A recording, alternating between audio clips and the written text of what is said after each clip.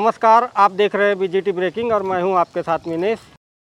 ऐसे तो देश प्रदेश और ज़िले में महिलाओं के विभिन्न सामाजिक संगठन हैं, लेकिन जब आदिवासी महिलाओं पर अत्याचार होते हैं तो ये संगठन न जाने कहाँ गुम हो जाते हैं। ये कहना है सर्व आदिवासी समाज के पदाधिकारी भुवन सिंह कोर्राम का, जिन्होंने हाल ही में 4 आदिवासी लड़कियों के साथ हुए गैंगरेप के मामले पर प्रदेश सरकार और महिलाओं के सामाजिक संगठनों पर सवाल खड़े किए हैं। साथ ही उन्होंने इस प्रकरण में राजनीतिक नेताओं से गुजारिश की है कि जिस प्रकार से राजनेता इस मामले में राजनीतिक स्टंट बना रहा है, उससे उन्हें भय है कि कहीं राजनीतिक स्टंट के वजह से केस में कोई व्यवधान पैदा न हो। तो चलिए देखते हैं क्या कह रहे हैं सर्व आदिवासी समाज के पदाधिकारी भुवन सिंह कोर्राम। 23 तारीख को जो घटना खट्टागढ़ थाना क्षेत्र में हुई थी, तो उस क्षेत्र के लिए सबसे पहले तो पुलिस प्रशासन ने जो त्वरित कार्रवाई की, उसके लिए हम उनको धन्यवाद प्रेषित करते हैं। और इसके साथ साथ सबसे बड़ा प्रश्नवाचक चिन्ह हम इस प्रदेश सरकार के ऊपर लगाते हैं कि उनकी कानून व्यवस्था को देखते हुए ये जो घटना हुई है और अपराधियों को किस प्रकार का जो कानून से भय नहीं है, तो ये एक सवालिया निशान प्रदेश सरकार पे है, जिसकी हम इस घटना की घोर निंदा करते हैं। और हमारे साथ में जो सर्व आदिवासी समाज संगठन किरनापुर और हट्टा बावली समिति ने जिस प्रकार से जीरो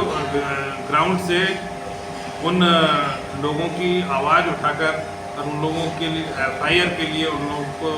वहाँ के जो लोग अपराधियों के गांव के लोगों ने जिस प्रकार से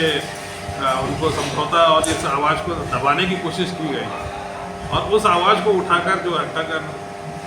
हट्टा थाने तक लाया गया। तो इस बीच में क्या हो रहा है कि इन्होंने पूरी मेहनत की है, लेकिन हम देख रहे हैं कि वहाँ पे तरह तरह के संगठन जा रहे हैं, राजनीतिक वहाँ स्टंट बनते जा रहा है। और हमें ये भय लगता है कि हम सामाजिक संगठन वाले जिस प्रकार से अपनी आवाज़ को बुलंद करते हैं, कहीं इस आवाज़ को ये राजनीतिक पार्टियों के आपसी प्रतिद्वंद्विता में इस केस में कोई डिस्टर्ब ना हो, कोई व्यवधान पैदा ना हो, इस चीज़ को लेकर हम पूरे समाज को और पूरे प्रदेश में ये बात डालना चाहते हैं कि हमारा जो सामाजिक स्टंट है वो अंतिम न्याय तक बना रहेगा। हम किसी राजनीतिक सहारे की हम कोई कोशिश नहीं कर रहे हैं और न ही राजनीतिक पार्टियों का कोई हम साथ लेना चाह रहे हैं। तो हम ये भी एक निवेदन करना चाह रहे हैं कि इसे आपसी प्रतिद्वंद्विता का स्टंट न बनाएं, बल्कि आप उस जो गरीब आदिवासी है, जो आदिवासी परिवार है, जिन्होंने जो पीड़ित हुए हैं, उनको एक अंतिम न्याय दिलाने की कोशिश की जाए, ऐसी हमारी राजनीतिक पार्टियों से निवेदन है। और मैं ये भी कहना चाहूँगा कि मुझे ऐसा लगता है कि देश में जब सामान्य वर्ग हो, चाहे OBC हो, चाहे माइनॉरिटी हो, चाहे SC समाज की जो बेटियों के साथ में होता है, तो पूरा देश खड़ा हो जाता है। और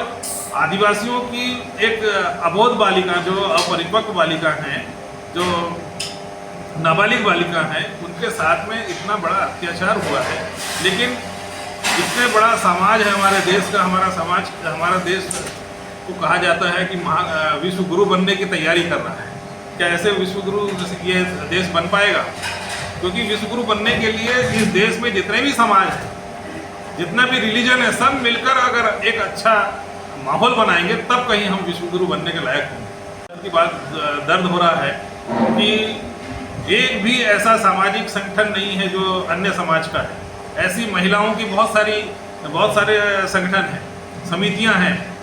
लेकिन आज हम देख रहे हैं कि इन बालिकाओं के लिए आज किसी की भी आवाज़ नहीं उठ रही। ये हमारे लिए बहुत